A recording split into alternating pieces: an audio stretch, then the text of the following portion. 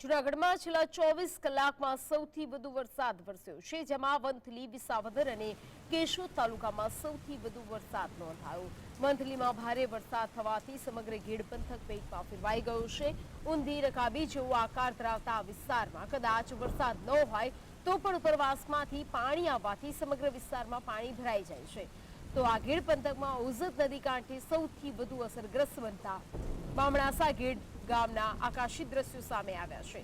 સરકારની સિંચાઈ વિભાગની સામાન્ય ભૂલના કારણે 1 કરોડના ખર્ચે બનેલા પાળો તૂટતા ખેડૂતોને હજારો વીઘા જમીન બરબાદ થઈ ગઈ છે। ત્યારે બામણાસા સહિત આસપાસના અનેક ગામો પણ સંપર્ક વિહોણા બન્યા છે।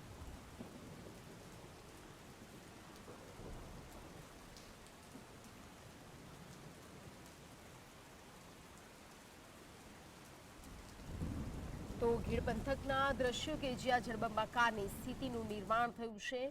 ઊંધી રકેબી જેવો જે આકાર ધરાવતું આ જગ્યા છે, ગીડ પંથક છે કે જ્યાં સૌથી વધુ અસર દેખાઈ રહી છે।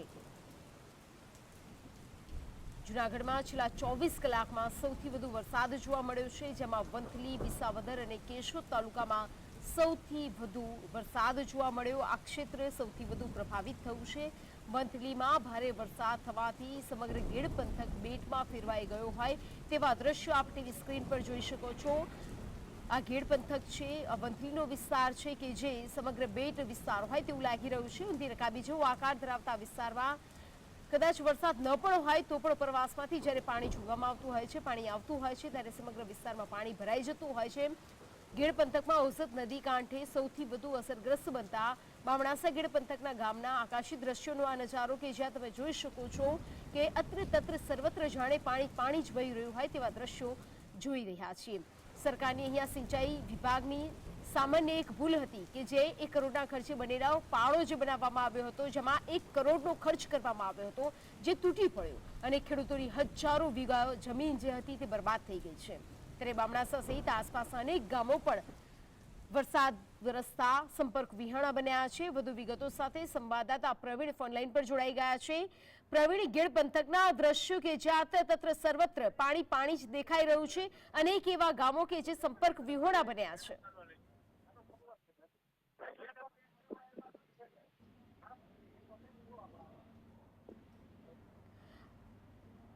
પ્રવીણ, અનેક એવા ગામો કે જ્યાં વધુ વરસાદથી પ્રભાવિત થયા છે અને સંપર્ક વિહોણા બન્યા છે, શું છે વધુ માહિતી? જે આપને જણાવી દઉં કે જૂનાગઢ જિલ્લાની અંદર જ્યારે વરસાદ પડે છે એ સમગ્ર પાણી છે ગીડ પંથકમાં થઈ અને દરિયામાં મળતું હોય છે। આજે જે 100 થી 150 કિલોમીટરના એરિયાની અંદર જે કાંઈ વરસાદ પડે છે એ માત્ર 4 થી 6 કિલોમીટરની અંદર આ ગીડ પંથકમાંથી પસાર થાય છે। ત્યારે બને છે એવું છે કે જે ઓઝત નદી છે એ જીવાદોરી સમાન નદી છે, ત્યાંથી ઉપરવાસમાં ડેમ છે, ઉપર વરસાદ પડતો હોય, સ્થાનિક વરસાદ પડતો હોય, આ બધું પાણી જ્યારે એકઠું થતું હોય ત્યારે ઓઝત નદી છે એ બે કાંઠે વહે છે અને અનેક જગ્યાએ જે ખેડૂતો પોતાની જમીન બચાવવા પાળા બાંધે છે એ પાળાઓ જે તૂટવાની સંભાવના સદંતર રહે છે। ત્યારે ખેડૂતો 24 કલાક પણ તેના રાત્રિ દરમિયાન ઘરે સૂઈ નથી શકતા। એ દરમિયાન સિંચાઈ વિભાગ દ્વારા તાજેતરમાં 1 કરોડ અને 34 લાખનો એક પાળો બનાવવામાં આવ્યો હતો। પથ્થરથી બ્લોક બનાવી અને પાળો બનાવવામાં આવ્યો હતો। તંત્રની બેફિકરાઈ એ હતી કે જે હાઈટ આપવામાં આવી હતી એ હાઈટ મુજબ ખેડૂતોના કહેવા પ્રમાણે આ જે પાળો છે એ બાંધવામાં ન આવ્યો। આ પાણી છે એ પાળો ટપતા આ સમગ્ર જે 1 કરોડ 34 લાખનો જે પાળો છે જે બ્લોકથી બનાવવામાં આવ્યો એ સંપૂર્ણપણે ધ્વસ્ત થઈ ગયો છે અને આ તમામ જે પાણી છે એ અનેક વીઘાઓની અંદર, અનેક વિસ્તારની અંદર 5 કરતા વધુ ગામડાઓને નુકસાન કરે રીતે પાણી વહ્યું છે અને ખેડૂતોએ જે ખરેખર નાના જે ખેડૂતો હોય છે એ પોતે લોન લઈને બિયારણ વાવતા હોય છે। મગફળીનો સંપૂર્ણપણે પાક નાશ પામ્યો છે। આ દિવાલના જે પથ્થરો છે એ 500 મીટર દૂર સુધી ફંગોળાયા છે અને આ જે છે એ સમસ્યા, આ જે જગ્યાની સમસ્યા છે ત્યાં સતત 3 વર્ષથી પાળા તૂટી રહ્યા છે। 4થે વર્ષે પણ આ પાળો તૂટ્યો હતો ત્યારે તંત્રએ સિમેન્ટ કોન્ક્રીટથી દિવાલ બનાવી હતી। સંસદમાં રજૂઆત કરવામાં આવી હતી। તાજેતરમાં જ મનસુખભાઈ માંડવિયાએ આ નદી ઊંડી અને પહોળી કરવાની ઉપરાંત જે નદીમાંથી જે જુદી જુદી શાખાઓ નીકળે છે એ શાખાઓ ઉપર જે ખેડૂતોએ પેશકદમી કરી હોય આ શાખાઓ દૂર કરવામાં આવે, જ્યાં દબાણ હોય દૂર કરવામાં આવે અને આ સમગ્ર જે પ્રક્રિયા છે ડિઝાસ્ટર એક્ટ હેઠળ કરવામાં આવે અને ઉપરાંત દર વખતે સરકારે પ્રી મોન્સૂન કામગીરી કરવી જોઈએ, કારણ કે જ્યારે પાળા તૂટે છે ત્યારે હજારો વીઘાની અંદર પાણી ફરી વળે છે અને ખેડૂતોએ જે બિયારણ વાવ્યું હોય છે એ નાશ થાય છે. ચોમાસાનો પાક ન થાય એ પછી અન્ય પાક લેવો હોય તેને બહુ ખૂબ સંકટ પડે છે. જી પ્રવીણ, એવા કેટલા ખેડૂતો કે જે નિરાશ બન્યા છે અને કોઈ માંગ કરી રહ્યા છે? હાલ જે ઘટના સ્થળે ઉભા છે ત્યાં આશરે 100-150 વીઘા જમીન તો એવી છે કે એની જમીન છે એ નીચેથી તળિયેથી ઉપાડી લીધી. જો એ માટી નાખવામાં આવે તો જ એ જે જમીન છે એ ઉપર ઉઠે, અને ઉપર ઉઠે તો જ એમાં વાવેતર થાય. એટલે કે એક વર્ષ તો એનું તદ્દન છે ને એ બેકાર ગયું છે. અને આમ જોઈએ તો આખા ગામની અંદર જે આસપાસમાં જ્યાંથી પાણી પસાર થયું છે એ સમગ્ર જે જમીન છે એ ક્યાંક ફૂટ ધોવાણા છે તો ક્યાંક રોડ ધોવાણા છે. એટલે આ એક સામાન્ય એક પાડાની જે વાત આવે છે, 1 કરોડ 34 લાખના પાડાની વાત આવે છે, એ જ્યારે તૂટે છે ત્યારે સરકારના ખુદના, ખેડૂતો તો ખરા જ, સરકારના ખુદના પણ પૈસા જે છે એ પાણીમાં જાય છે. જી પ્રવીણ, જોડાઈ સમગ્ર માહિતી આપવા બદલ આપનો આભાર.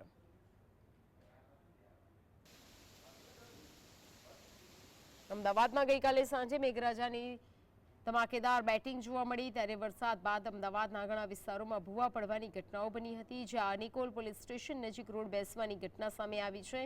રોડ બેસી જતા એક કાર રોડના ખાડામાં ફસાઈ ગઈ હતી, જે બાદ કોર્પોરેશન દ્વારા ચેતવણી બોર્ડ પણ મારવામાં આવ્યું છે. આ બોર્ડ મારવાથી સાબિત એ થઈ રહ્યું છે કે કોર્પોરેશન દ્વારા ખોદકામ બાદ પુરાણની કામગીરી યોગ્ય કરવામાં નથી આવતી અને પ્રી મોન્સૂન કામગીરી અને ખોદાણ કર્યા બાદ એએમસીને પણ તેના પર વિશ્વાસ નથી રહ્યો, તે આ દ્રશ્યો પરથી સ્પષ્ટપણે દેખાઈ આવે છે.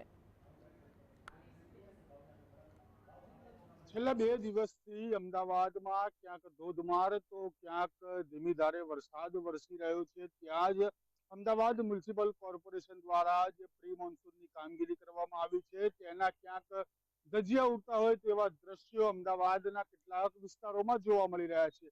એટલે કે કહી શકાય કે અત્યારે હાલ અમે ઉપસ્થિત છીએ અમદાવાદના જે નિકોલ પોલીસ સ્ટેશન આવેલું છે તેની નજીક જ. એટલે ત્યાં આગળ જે રોડનું ખોદકામ કરવામાં આવ્યું હતું ત્યાં આગળ અત્યારે હાલ અમદાવાદ મ્યુનિસિપલ કોર્પોરેશન દ્વારા એક ચેતવણી બોર્ડ મારવામાં આવ્યું છે. તેની અંદર લખવામાં આવ્યું છે કે અહીંયા ખોદાણની કામગીરી કરવામાં આવેલી હોવાથી તમારા વાહનો સાવચેતીથી ચલાવવા, પરંતુ ખોદાણ કર્યા બાદ જે પુરાણની કામગીરી કરવામાં આવતી હોય છે તે ક્યાંક ને ક્યાંક અહીંયા ખૂબ જ નજીવી રીતે કરવામાં આવી હોય અને કોર્પોરેશનને જે પોતાની કામગીરી કરવામાં આવી છે તેની ઉપર ક્યાંક વિશ્વાસ ન હોય, તેના માટે આવા બોર્ડ અમદાવાદ મ્યુનિસિપલ કોર્પોરેશનને મારવા પડતા હોય તેવું પણ અહીંયા જોવા મળી રહ્યું છે. એટલે કે કહી શકાય કે જે સંપૂર્ણ રોડ છે તે અહીંયા બેસી ગયેલો જોવા મળી રહ્યો છે. જે ઉપર ડામરનું સાદું પોલાણ છે તે અહીંયા કરી દેવામાં આવ્યું હોય તેવા પણ દ્રશ્યો અત્યારે હાલ જે નિકોલ પોલીસ સ્ટેશન પાસેના છે તે જોવા મળી રહ્યા છે.